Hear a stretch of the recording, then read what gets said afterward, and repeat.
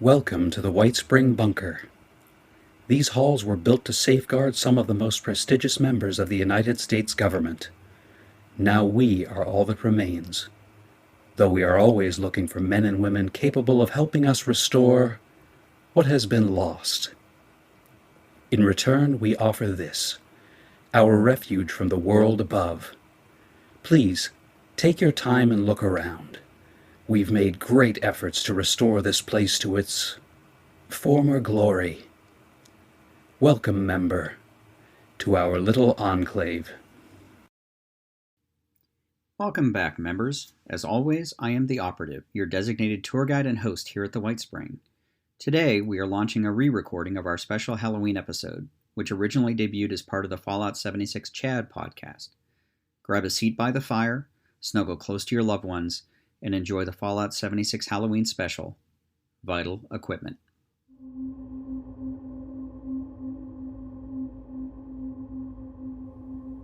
We start somewhere in the Savage Divide. Two figures make their way slowly down a steep incline as the sun begins to disappear behind the nearby peaks. They are both dressed in typical scavenger garb, the man wearing a wide-brimmed hat and overcoat, while the woman covers her dirty blonde hair under an old Grafton High ball cap and sports a set of salvaged army fatigues. Their conversation can be heard drifting on the breeze. Tom, is that damn tracker working or what? Oh, would you cool your heels, Kathy? We're going in the right direction. I'm sure of it. The next time Ward loses one of these multiscopes, I'm gonna find it just so I can jam it up his rear. You know Ward pays well, Kathy, and your scavenger runs haven't been paying the bills lately. Screw you, Tom. That last run in Watoga would have fetched us a fortune if you hadn't run at the first sight of that Assaultron. We can't spend caps if you've been vaporized. Kathy gives Tom the finger as they end up at the bottom of a small valley bordered by the tall trees and long shadows of the divide. The radio tracker suddenly starts beeping. About time. Looks like the signal might have been blocked by the hills. I'm getting a strong signal from that direction.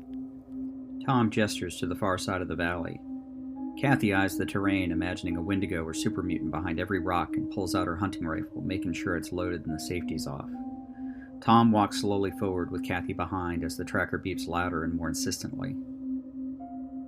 Tom, it's gonna be dark soon, and I really don't like the feel of this place.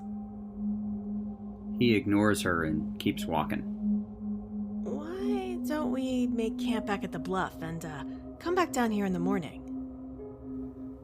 Oh, don't be such a baby. First you complain I'm not brave enough, and now you're complaining that I won't drop and run? Just because you have a bad feeling? You got your rifle, I got my SMG. We'll be back in Foundation eating Sonny's hoagies before you even know it.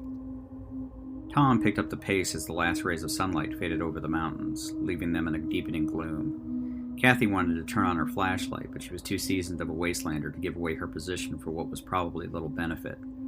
The shadows moved and shifted around her. She closed her eyes, took a breath, and convinced herself she was imagining things. She almost ran into Tom as he stopped short at the edge of a small clearing. Watch it, nitwit. He shushed her and snapped off the scanner. Tom turned and crouched down with Kathy kneeling beside him. Quiet. It's on the other side of that clearing. I think I see a small cave back there. Either our thief made it to the camp for the night, or maybe because some animal got him and dragged his body into his den. We go in there, we get what we came for, and then we go home. Kathy looked over Tom's shoulder. The clearing backed right up to the very end of the valley. Where the trees ended, she could see the cliff face going nearly straight up and unclimbable.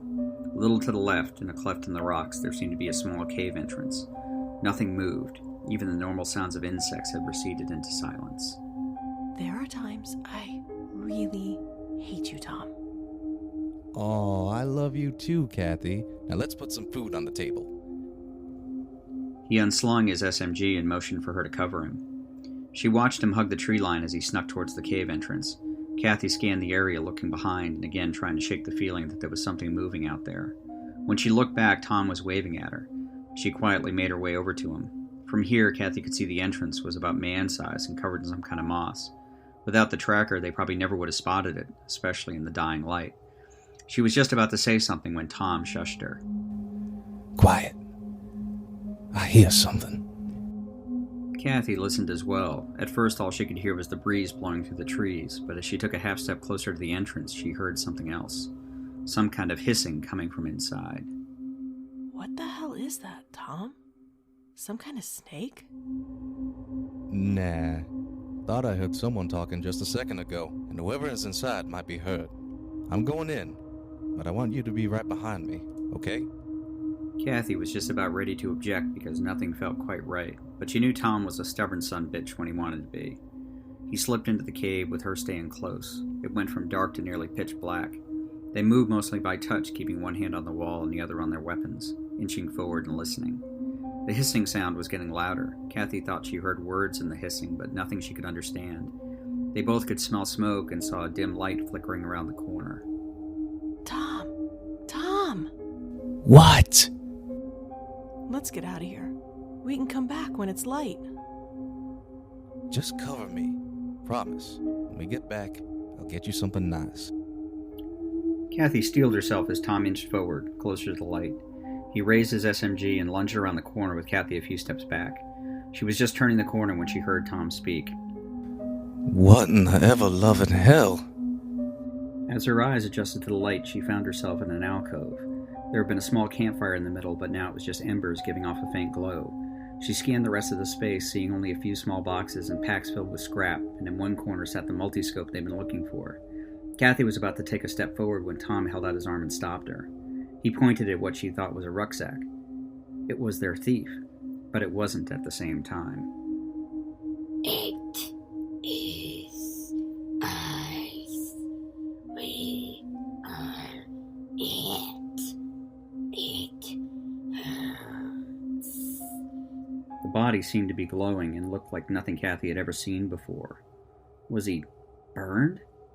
He looked charred.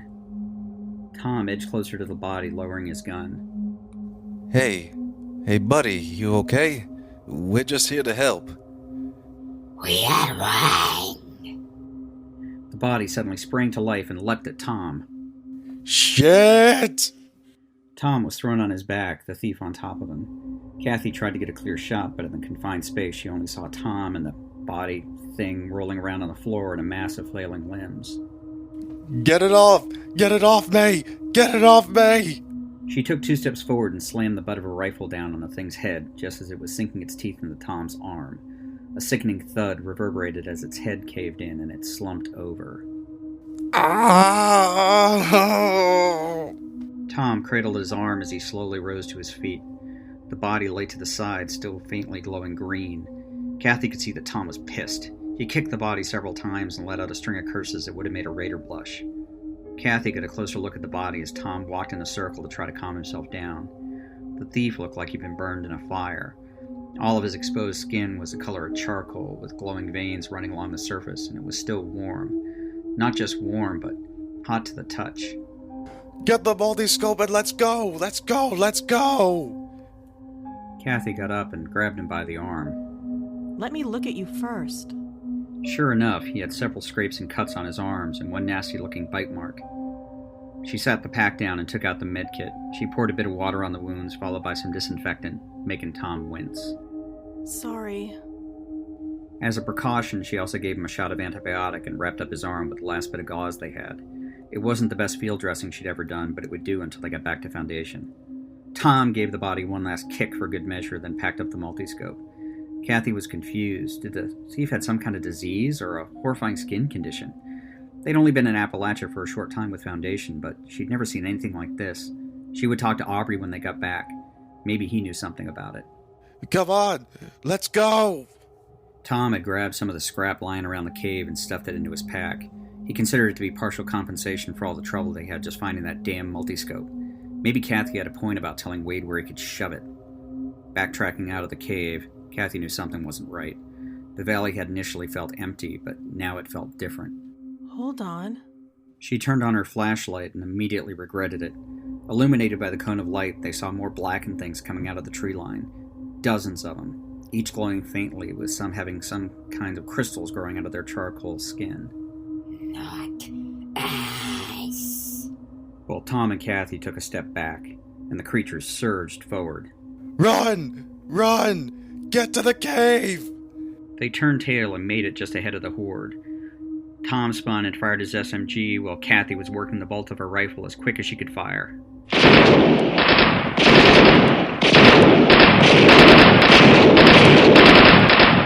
It was over as quickly as it started. Most of the creatures lay dead at their feet, but the others had retreated back into the woods.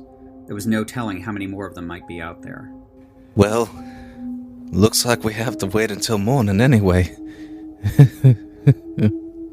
They had plenty of ammunition left, plus the food they brought along. At least in the cave, they had good cover and were somewhat protected. They'd make a break for it at first light, get back to Foundation, and forget this night ever happened. For the first couple hours, they took turns watching the clearing. Though it was pitch black, they knew they were not alone. The trees rustled, and the hissing didn't stop. Around midnight, Tom came down with a bad fever. Kathy made him lie down and gave him some purified water. She also gave him another dose of antibiotics, too, just to be safe. The creatures made no further attempt to rush the cave, and by morning Kathy wasn't even sure they were still around.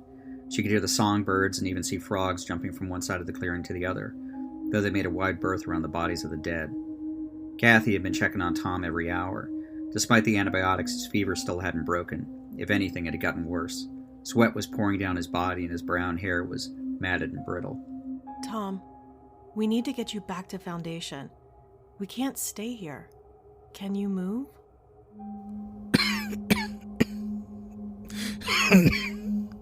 It hurts, Cat. It hurts so much. The gauze on his arm was soaked with some kind of greenish pus. She gingerly unwrapped it and saw that the wound was festering and the skin had started to take on a darkish hue, similar to what they had seen on the creatures. No. Tom, we need to go. She reached back into the medkit and pulled out their only dose of psychotats. It was supposed to boost perception, so maybe it would help Tom snap out of it and get moving. I'm sorry if this hurts. She slapped the injector against his thigh, eliciting a wail from Tom, but his eyes cleared a little and he was back to cursing again, which Kathy took as a good sign. Kathy grabbed him by his good arm and helped him to his feet. She leaned him up against the wall of the cave while she disposed of everything that wasn't needed for their survival. When she got to the multiscope, she almost threw it across the cave. Stupid ward. Kathy muttered before stuffing it back into her pack. She'd bring it back all right, but she'd be demanding extra payment for all the trouble and free medical care for Tom, too. Kathy. Get out of here. Get help. And then come back for me. Oh, hell no. We came in here together, and we're getting out together. Just move. Damn it, and we'll get Aubrey to fix you up when we get back. That seemed to light a fire under Tom, who stood up a little straighter and even managed to help finish the packing. He reached down for his SMG when Kathy stopped him. No, you're in no condition to fight. Just move, damn it! I'll take the SMG. She picked up the weapon and then grabbed Tom. He was still pretty unsteady on his feet, but she led him to the cave entrance. The sun was peeking back over the mountains, but the shadows in the valley were still long and deep. They had to get across the clearing and then wind their way up to the other side of the valley. If they didn't run into those creatures, that'd be the easy part. Getting back up the hillside would be the next challenge, and after? She'd figure that out when they got there. As they passed the bodies of the dead creatures, they still gave off a greenish glow and smelled like rancid sulfur. Kathy tried to keep herself from gagging, but Tom just hobbled by, taking no notice of either the corpses or the foul odor. Keeping Tom moving was a challenge. He was still burning up, and they were running out of water. He brushed his arm against a tree and started to scream in pain before Kathy covered his mouth with her hand. She looked at his arm again, and the blackish tone had gotten even darker and was spreading further up his arm. Even more worrying, she could see dark areas of his skin on his other arm and even his neck. Cat. I'm real sick. Feels like I'm burning inside. Like my blood is boiling. Don't you quit on me. You promised me a hoagie, and I'm gonna make sure you pay up. She put his arm over her shoulder and helped him through the trees and the underbrush. It took longer than she wanted, but they didn't see any of those other creatures, and she set Tom down at the base of the hillside. As she examined the path up, she'd figured they'd need to either drag Tom or push him up in front of her. The psychotats had worn off, and Tom was sinking back down into delirium again. He was sitting on a rock with his head in his hands. Never alone.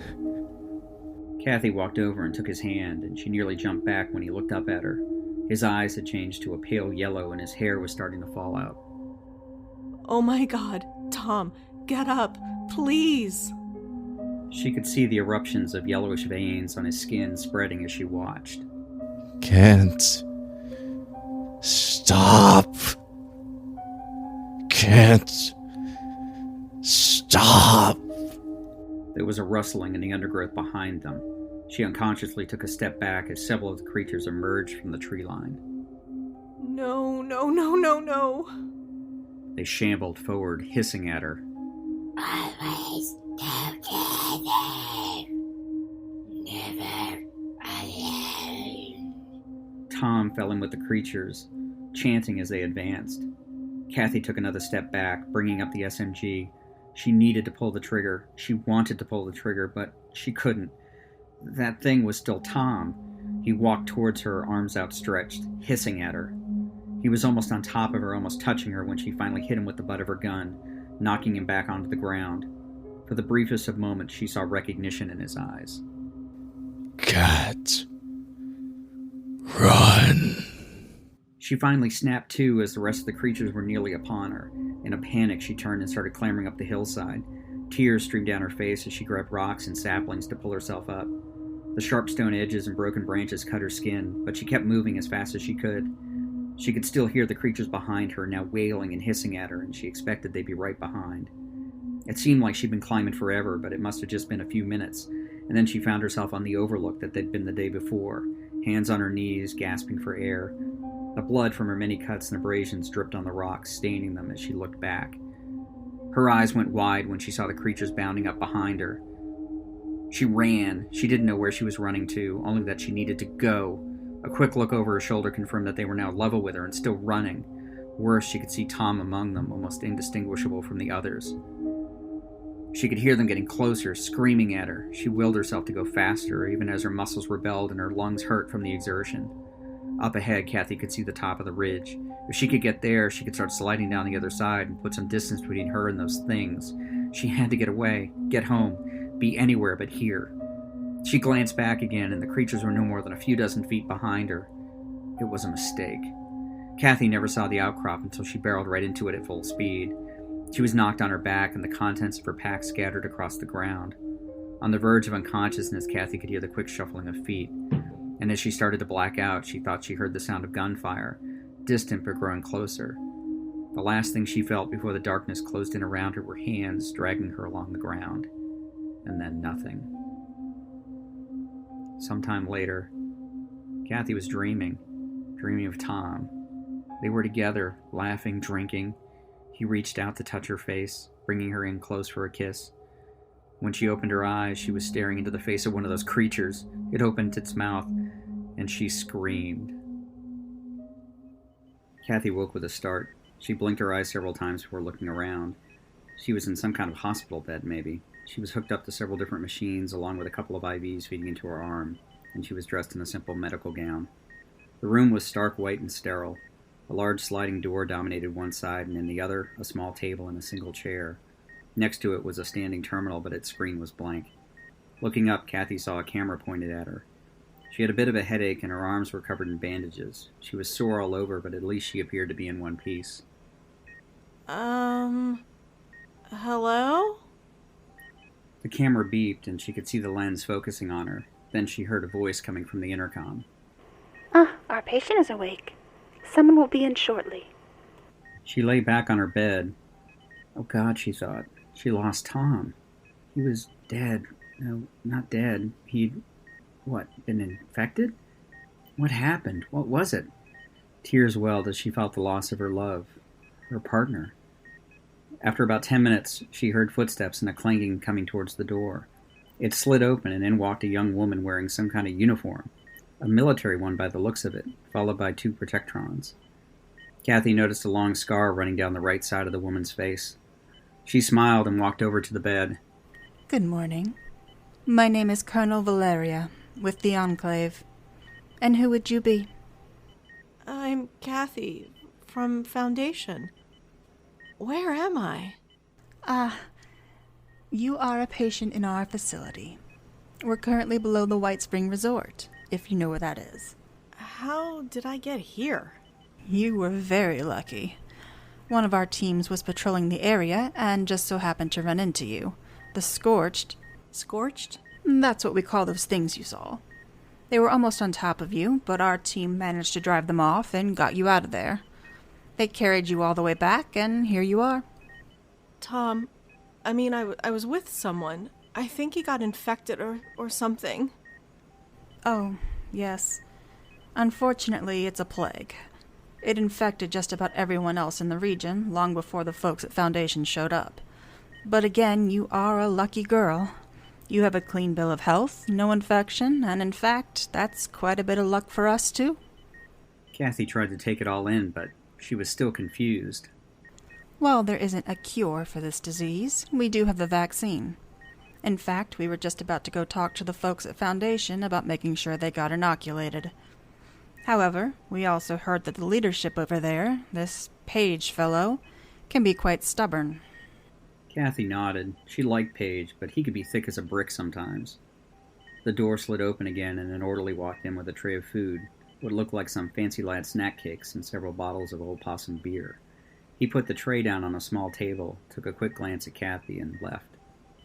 We expect Page might take a bit of convincing on how dangerous this plague is, and that it's in his best interest to cooperate. And that's where you come in. I'd be happy to help. I need to get back anyway. My parents are probably worried about me, and I need to let them know about Tom, too. I'm very glad to hear that. MODUS. The screen blinked to life with some kind of computer-generated face on it. Yes, Colonel.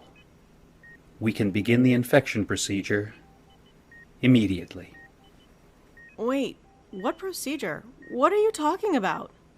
I just need to show Paige exactly how dangerous things are, and how serious this plague is. You're going to help us do that. The Colonel's smile no longer reached her eyes, which had turned cold. She took a couple of steps back from the bed and signaled the two Protectrons. They grabbed both of Kathy's arms and held her down on the bed. I'll help you, I promise. I'll tell them. Paige will listen to me. Please, you don't have to do this. Let me go! Kathy struggled against the bots, but they held her tight. The Colonel stepped forward again and reached under the bed, picking up a set of restraints. Ignoring Kathy's pleas, she meticulously snapped the cuffs onto Kathy's arms and legs, pinning her down. Get off me! You can't do this! Let me go! One of the Protectrons produced a large syringe filled with a dark red liquid. With its other hand, it pressed Kathy's head to the side, exposing her neck. The Colonel took a seat in the chair at the end of the room, just outside the range of the camera. We're going to show Paige exactly what he needs to see. This should convince him to cooperate. Kathy could only scream into the pillow as the Protectron plunged the needle into her neck, injecting the red liquid directly into her bloodstream. Colonel Valeria reached into her pocket and took out a set of plugs, carefully putting one into each of her ears, and watched as the Protectron retracted the syringe and left the room. Kathy was left struggling and screaming in the bed, thrashing from side to side. Popping open one of the beers, the Colonel sat back in the chair and signaled for MODUS to begin the recording.